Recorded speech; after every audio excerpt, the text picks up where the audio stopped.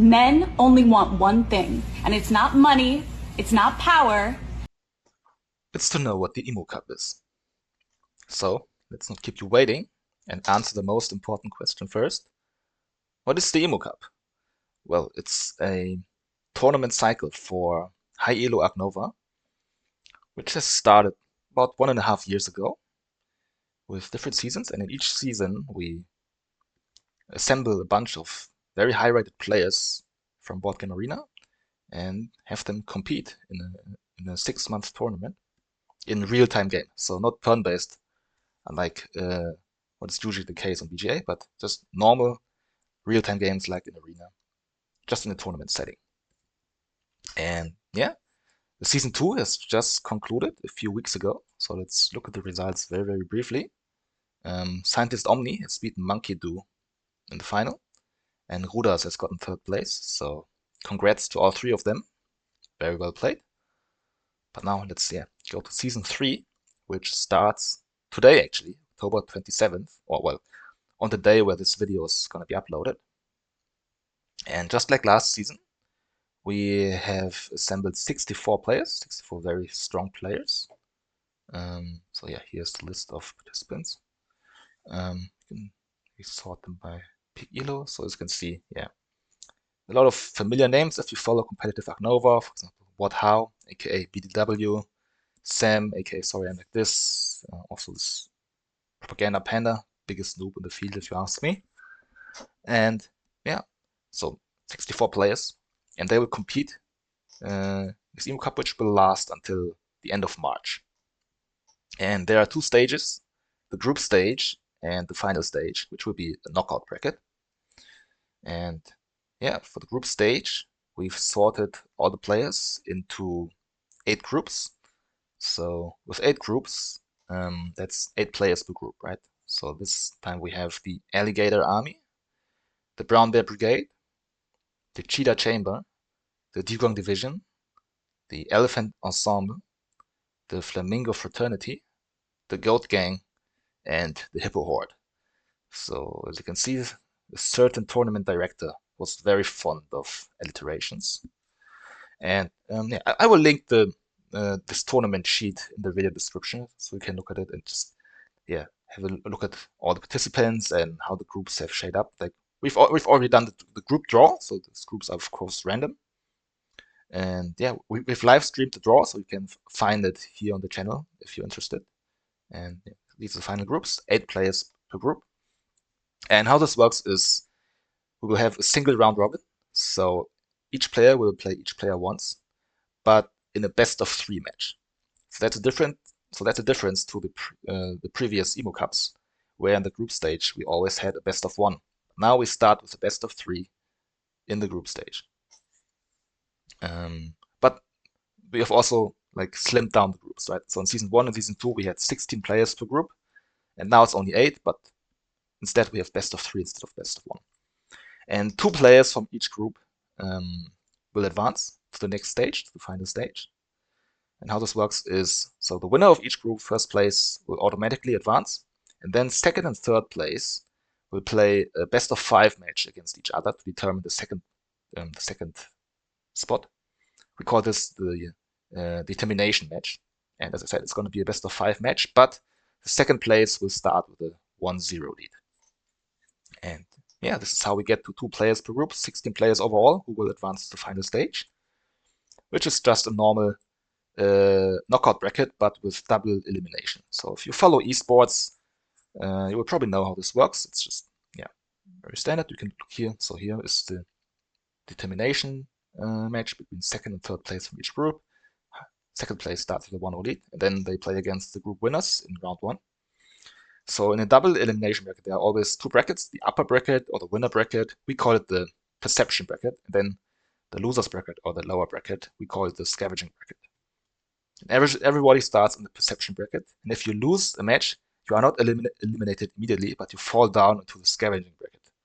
Then only if you lose a second time in the scavenging bracket, then you are eliminated. So yeah.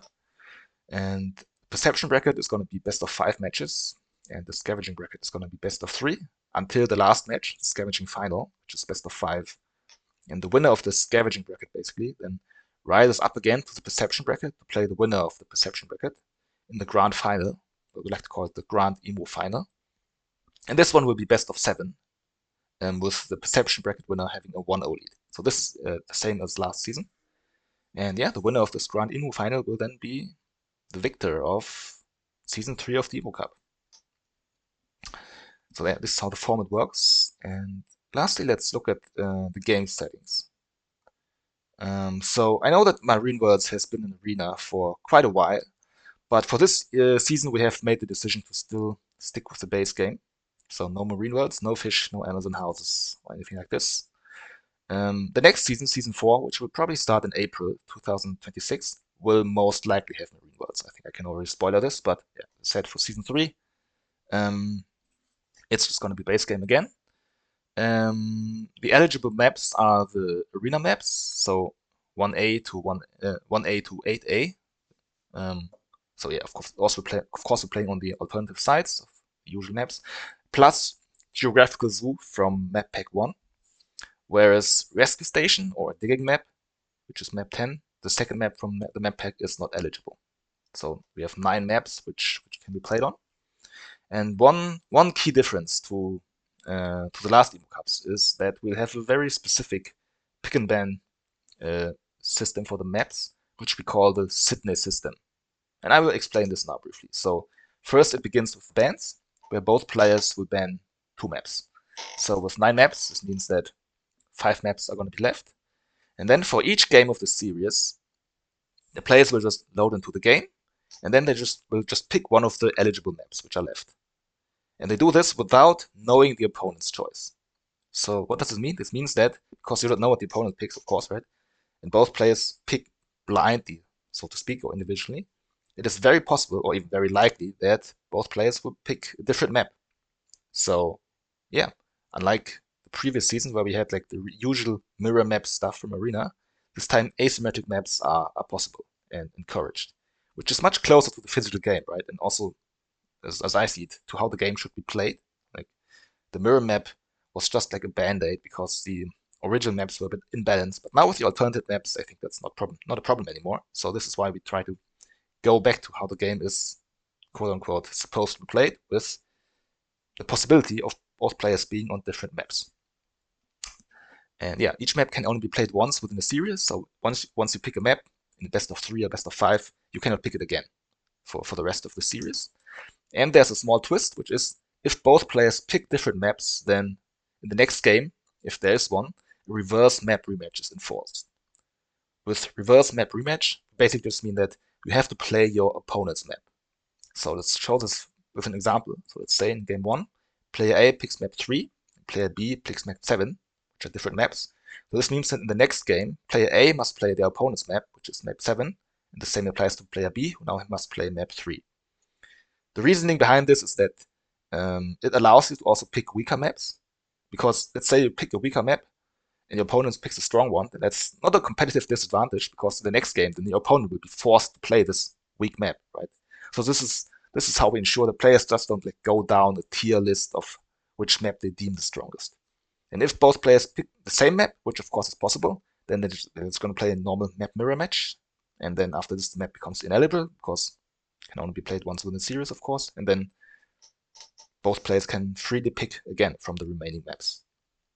So yeah, basically this is how it works. This is, yeah, kind of a novelty. We've had this in the Ostrich Olympics a few times before, but never in the Emu Cup. So let's see how it goes.